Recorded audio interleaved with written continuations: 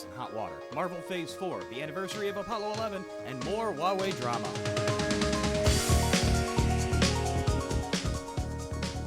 Good morning and welcome to CNET's Daily Charge. It's Monday, July 22nd. I'm Roger Chang. I'm Alfred Ng.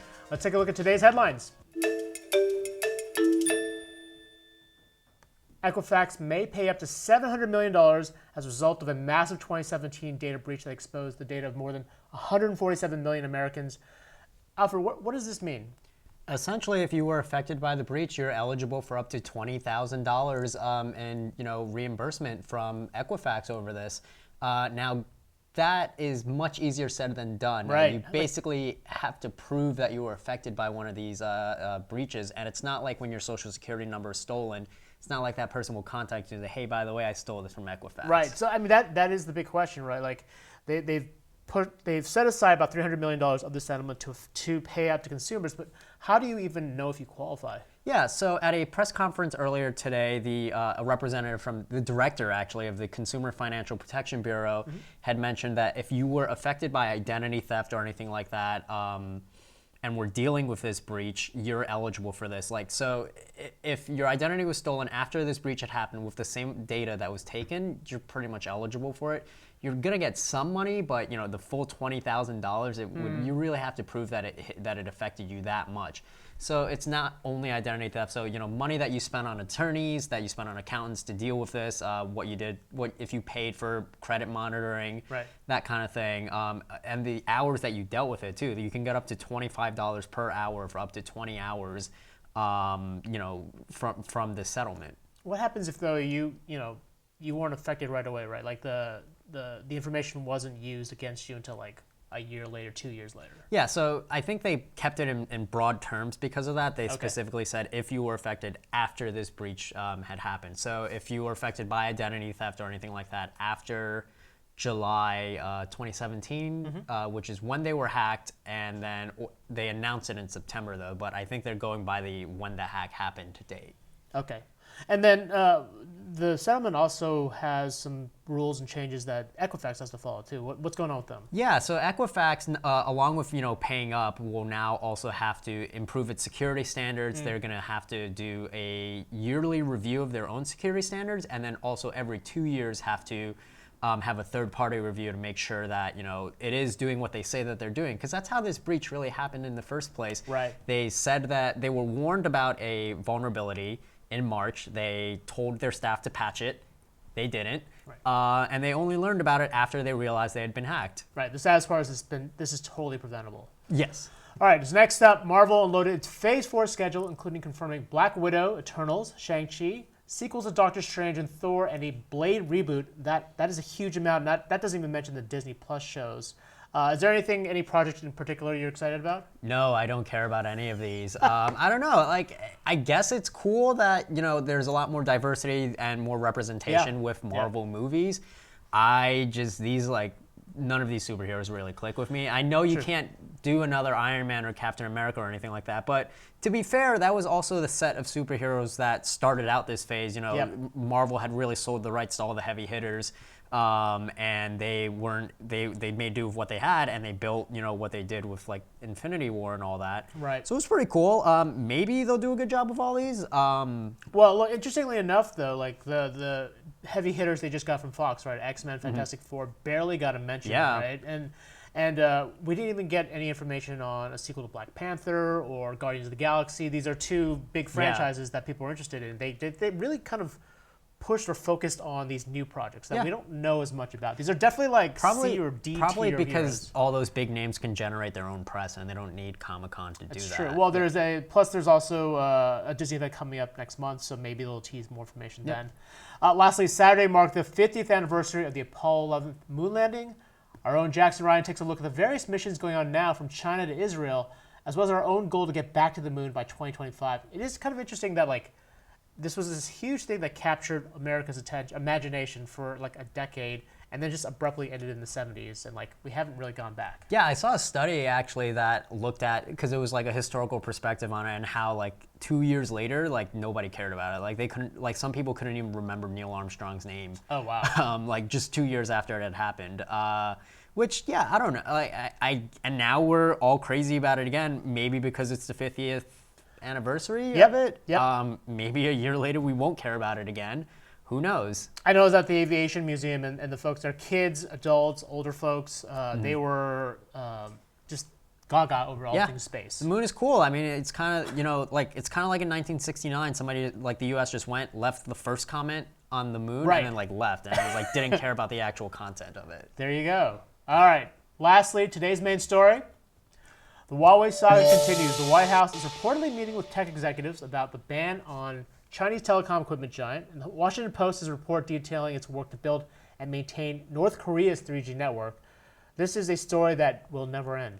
I mean, look, until there's definitive proof that Huawei is, part of this massive espionage network, and also at the same time, they're really the company that most countries have to rely on to build a 5G network. Not us, not the U.S. Most countries. A lot of countries, yes, absolutely. We're just gonna keep talking about this because like 5G is such like that's where every country is really going with their network. Yep. And they have to rely on Huawei for it, or most of them do. And at the same time, the U.S. is continuously saying, look, that you cannot trust them on this. Right. And like in the UK, Katie Collins had a great story on Friday about just how the UK is still, they're kind of deciding on whether or not Huawei should be in or out of these 5G networks, and that's really become kind of detrimental. So, definitely a lot of drama there. Thanks as always to everyone for joining us here live. We stream weekday mornings at 11:15 on YouTube, Periscope, and CNET.com/dailycharge.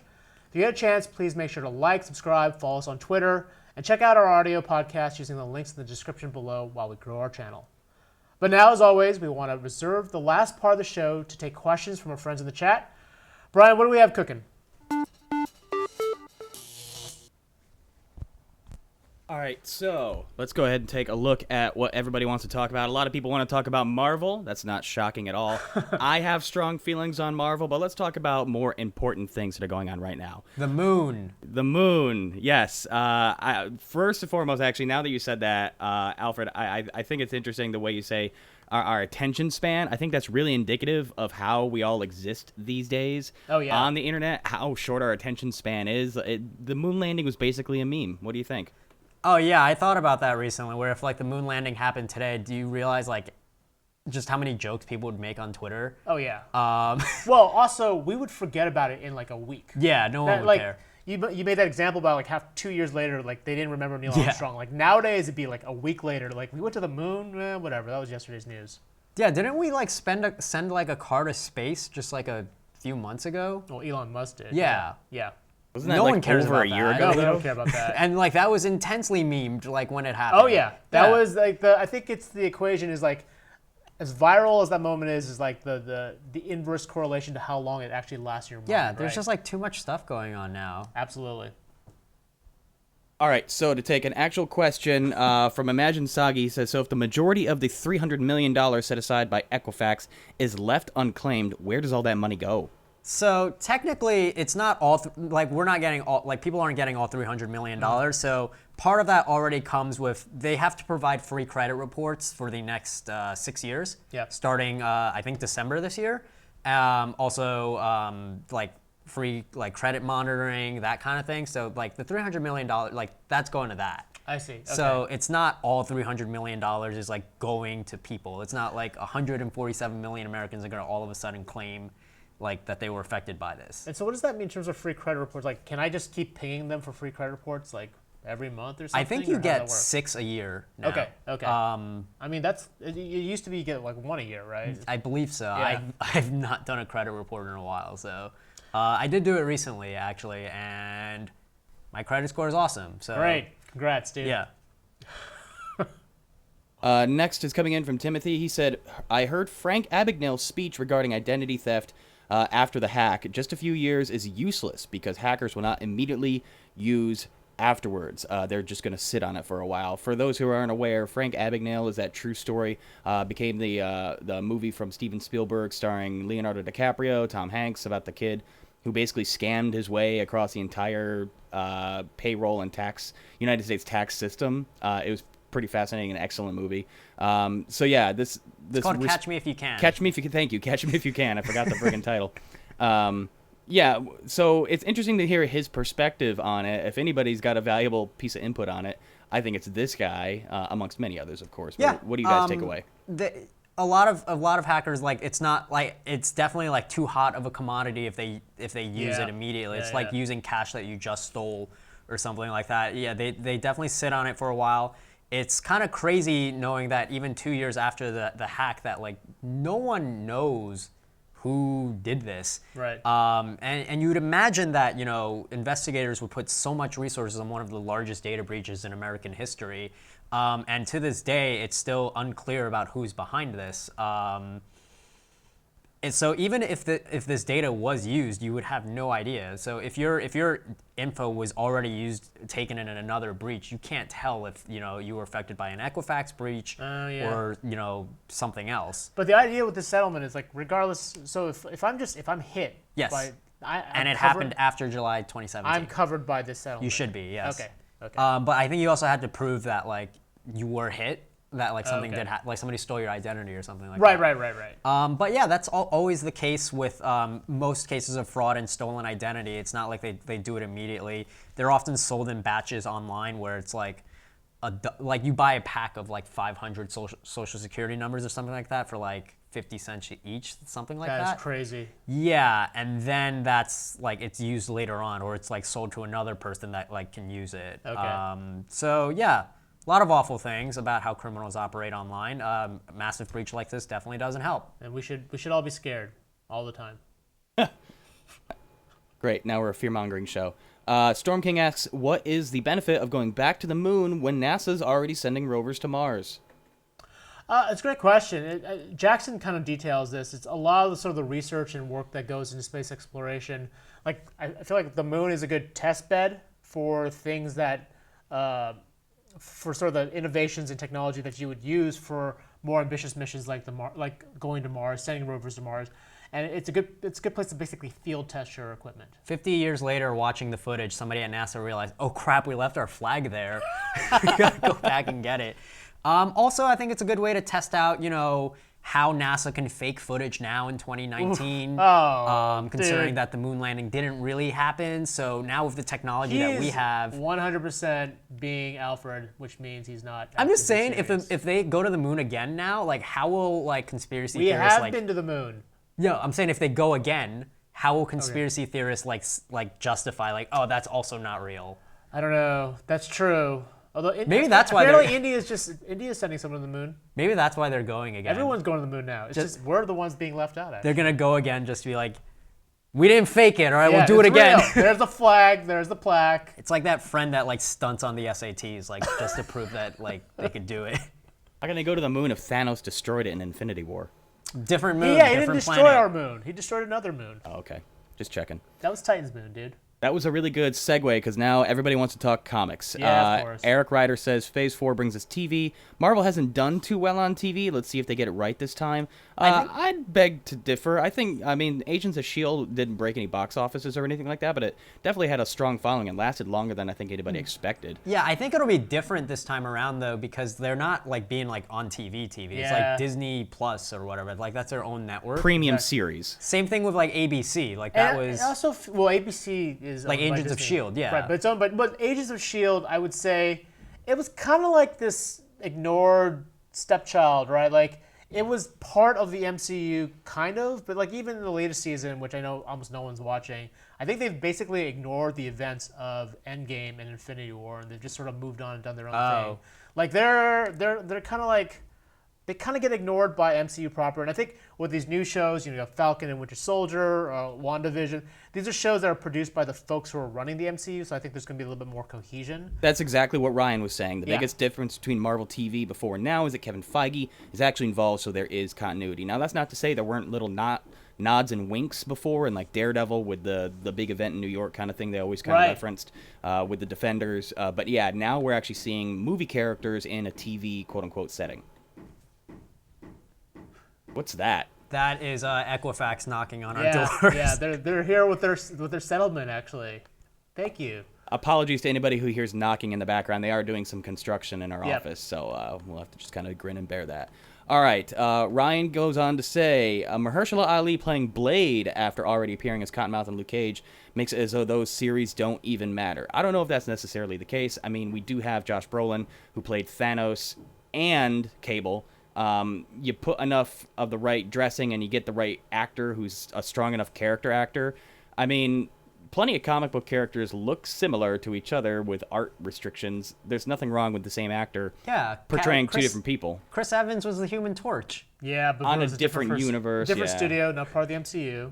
But look, I think to the point where the Netflix shows were kind of in the MCU, but not really, right? They hinted at that big event in New York, but they never really were a part of that MCU universe. So I think it, yeah. But for me, it's like if you get to your point, Brian, if you have the right actor and the right script and the right character, I think it works regardless of whether or not they played another character in the show. I'm interested in the Blade reboot, I guess, because the first Blade movie is kind of cool.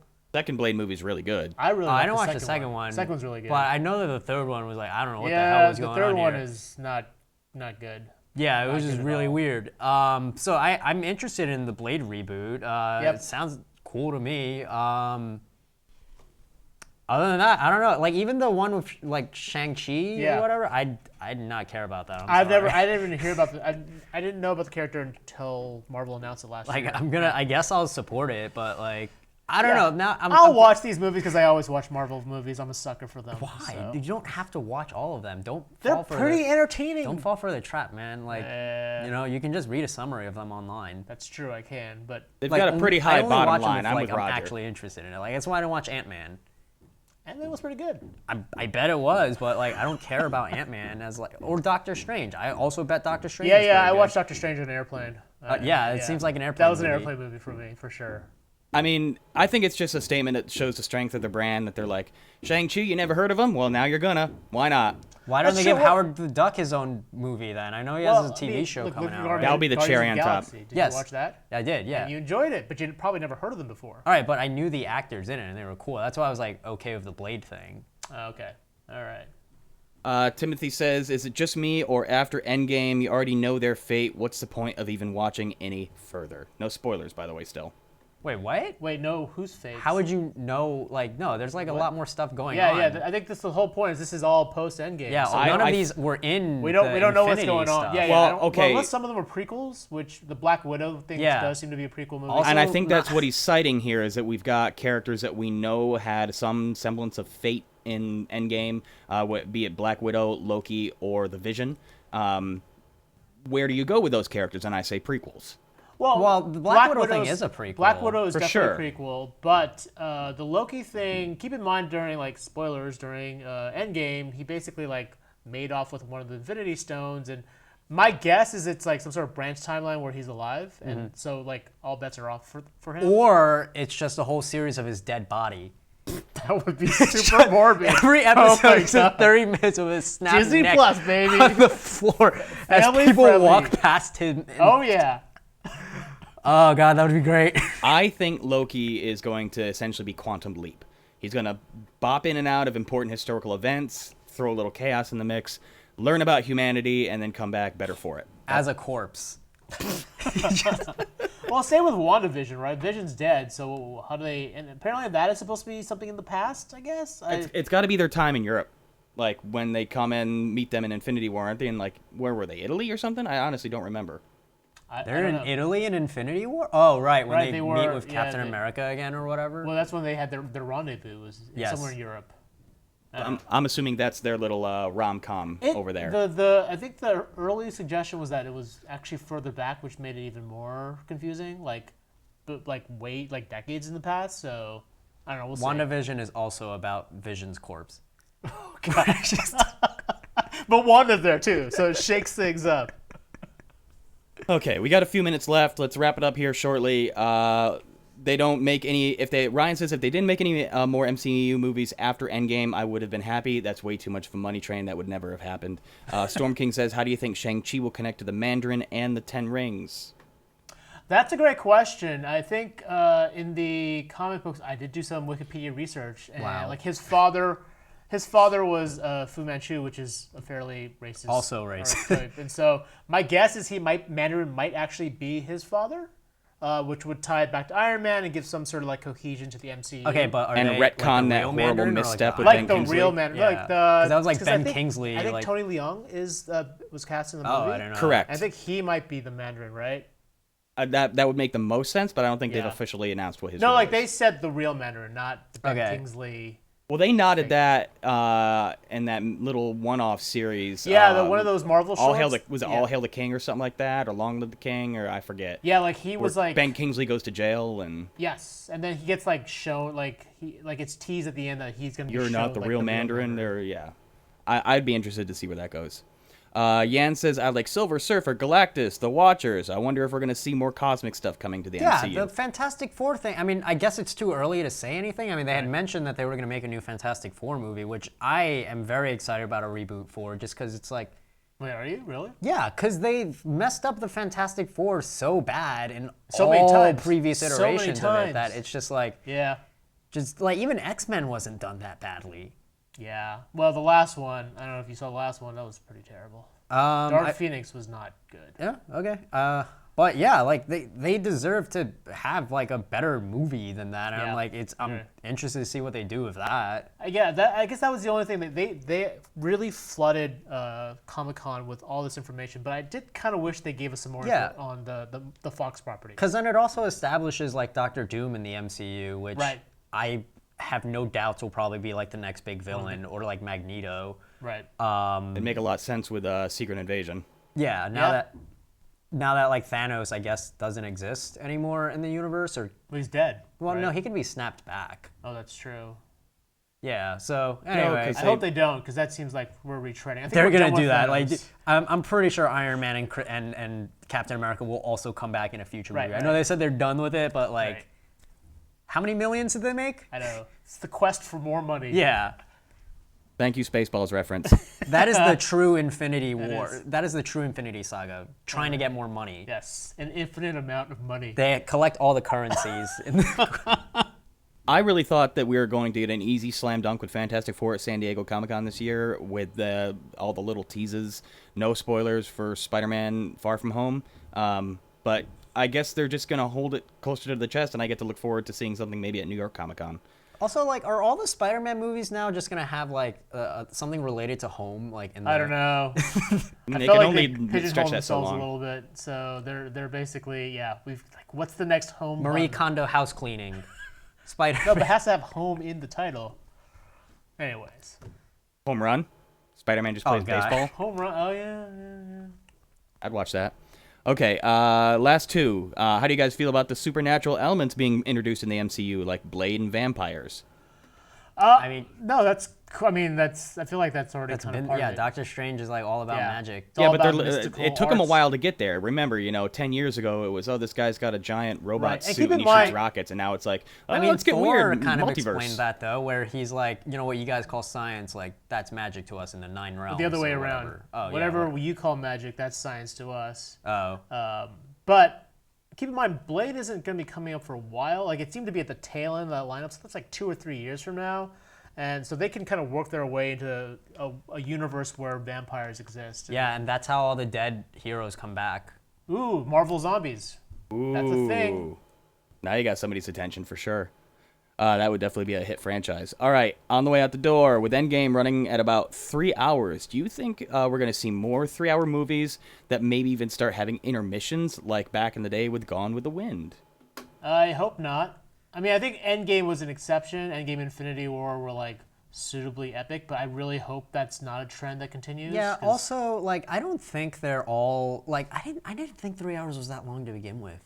There's a lot of movies that are 3 hours long. It's true, but there aren't a lot of blockbuster popcorn movies that Yeah. are 3 hours But long. yeah, that like draw on what? that Like kind you of didn't like numbers. sit through Lord of the Rings without like a bathroom break. Lord of the Rings was not 3 hours though. I thought it It was. was like 2.5. Wasn't one of them 3 hours? Fellowship was King might have skirted Fellowship it, was 2:45. Two Towers was 3 on the nose. Oh, was it? Return Yeah. of the King Oh, was you're like right. 3:20. but- all right. Yeah, and no one like wrote all these like, oh, when should I go to the bathroom, like kind of things about that. They Like, should have, because I had some struggles with Two Towers. you've never gone 3 hours without peeing. No, but like, Like, but I'm also like in a theater where I'm drinking and I'm eating, and so the peeing thing comes naturally. Yeah, yeah. Come on, man. I drink water all day and it's fine. Fine. But yeah, I mean, Please tell that to my pregnant wife. I do think though that they will start segmenting it into like the final movies, like in the way that they did Infinity War and then Endgame, where like that'll definitely happen Well, again. the interesting thing is with all these movies they mentioned, they didn't mention any Avengers movies. Yeah. There doesn't seem to be a space for a movie where there'd be a collection of heroes. I think they're again. gonna build up to that. Like they'll Yeah, probably that's tease true. to that in like the newer movies. Fair enough. I think that'll be the next big event. Like, we're going to see a bunch of one-offs like we've seen so far, and then much like the way they published the big annual issues back in the day with the comics, where it'd be like double-size print, quadruple-size print kind Yep. of thing. Those are going to be the big events, and they're going to save that Avengers franchise for that next round now that the Avengers have borderline disassembled, and they got to kind of like regroup, get the new leader in place. And then we'll kind of see that as like the next major Infinity War type event, but they're going to sit on that for a while. I think that's my 2 cents. Yeah, I'm curious how long they'll sit on that because like considering how much money Endgame made, like Until Kevin Feige needs a new boat. yeah. Okay, that's all the time we got for today. Thanks everybody for joining us. Raj, you want to go ahead and take us on out? Sure. Thank you again for joining us. Feel free to tag us anywhere you exist online with feedback on the show or requests for future coverage. We'll see you all back here again tomorrow for the Daily Charge. I'm Roger Chang. I'm Alfred Ng. Thanks for listening.